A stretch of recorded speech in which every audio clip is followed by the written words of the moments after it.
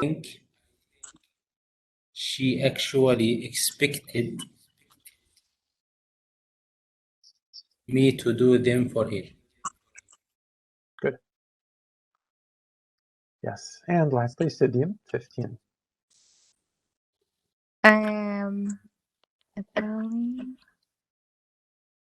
Was living.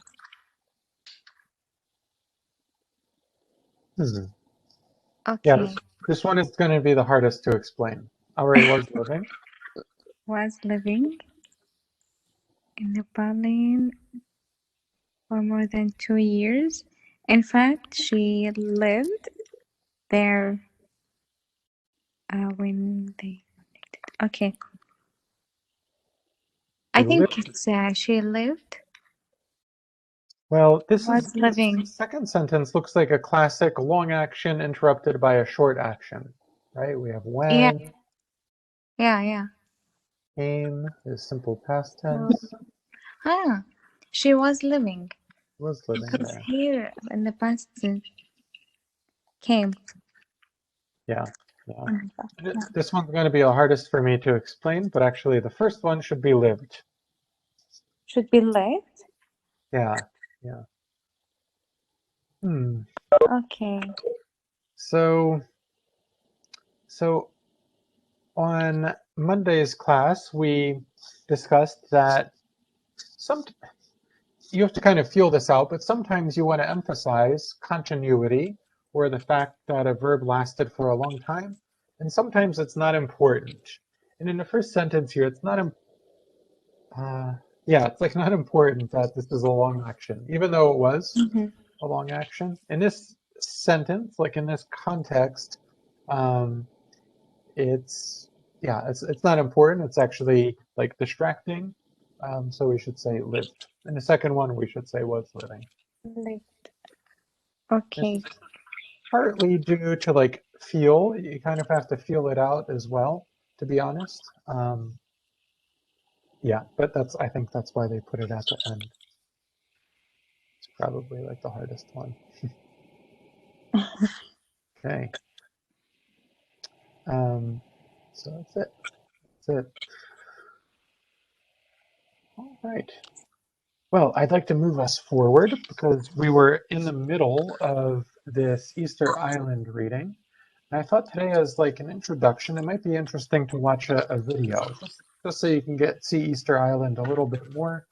And I think we might stop like it's only a 2-minute video, so like every few seconds, like talk about the language she's using, and like I might ask you to summarize what she just said. So, is that isolated? It is isolated. That was one of our keywords, actually. Yeah. Isolated land. Okay. Yeah, it's isolated. It's an island that's quite far from other islands or anything else, actually.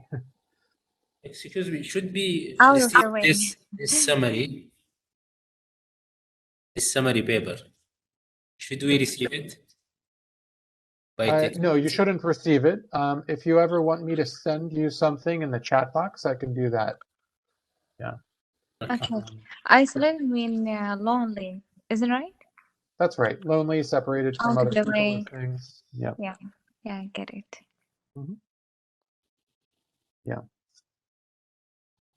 All right.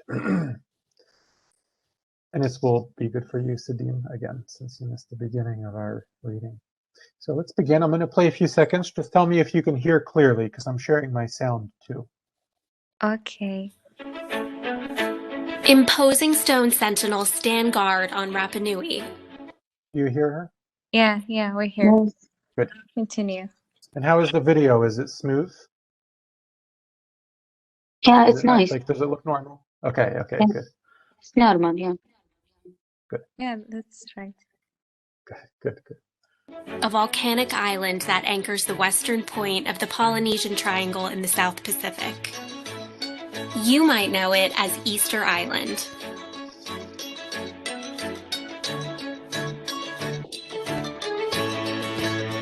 About 42% of the island is Rapa Nui National Park.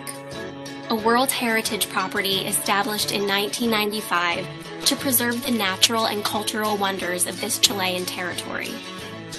This Polynesian outpost blossomed in isolation, developing a distinct architectural and artistic culture. So let's start with, like, why is 42% of the island a national park? What is it, teacher? Why is 42% of the island a national park?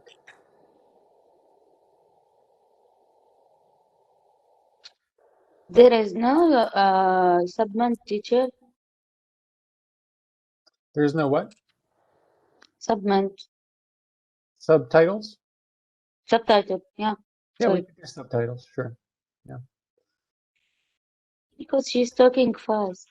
She is talking fast. Let's go back and listen again. So my question is, why is 42% of the island a park? So let's listen for the answer again.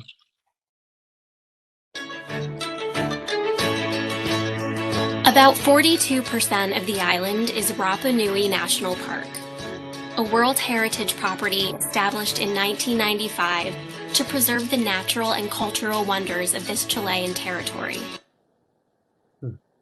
So why is most of it, or why is a lot of the island a national park? Of the culture, words, of this. To preserve or save, yeah, the natural wonders and the cultural wonders, the statues and the nature there. Yes. Mm. Okay, to protect, right? To protect the statues, to protect the history there, and to protect the nature. Okay. This Polynesian outpost blossomed in isolation, developing a distinct architectural and artistic culture. Moai, the enormous heads that dot the landscape, are the lasting legacy of this ancient society. The effort to construct these monuments and move them around the island must have been considerable. She says the effort must have been considerable to move these statues. We talked about them last time. What does she mean when she says considerable?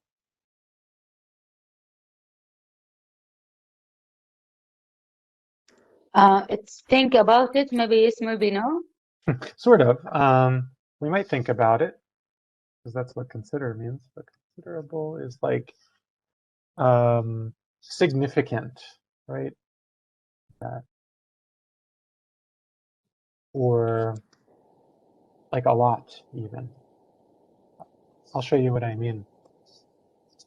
Or big, What right? example, please, teacher? There I is would a get more. considerable difference between, let's say, Rapa Nui and Hawaii.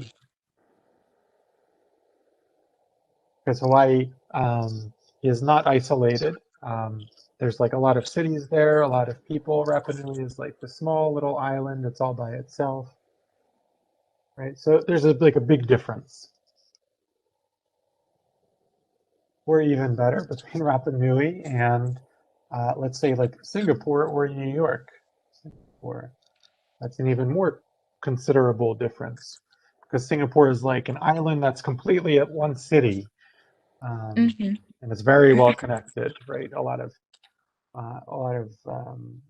like airplanes fly there, ships go through there. It's like, you know, much different than Rapa Nui. Teacher, considerable, it came from consider? It does come from consider, yeah. Consider, yeah. But don't get confused, it's not about thinking, it's like a big difference, right? There is a big difference between Rapa Nui and Singapore.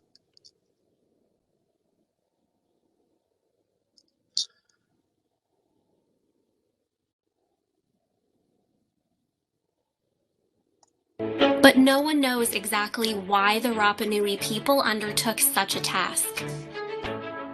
The hundreds of moai standing on Easter Island today were restored by historians, anthropologists, and archaeologists in the 20th century. To get the best view of the moai, trek to Rano Raraku, where the volcanic rock used in their construction was quarried. Of the 887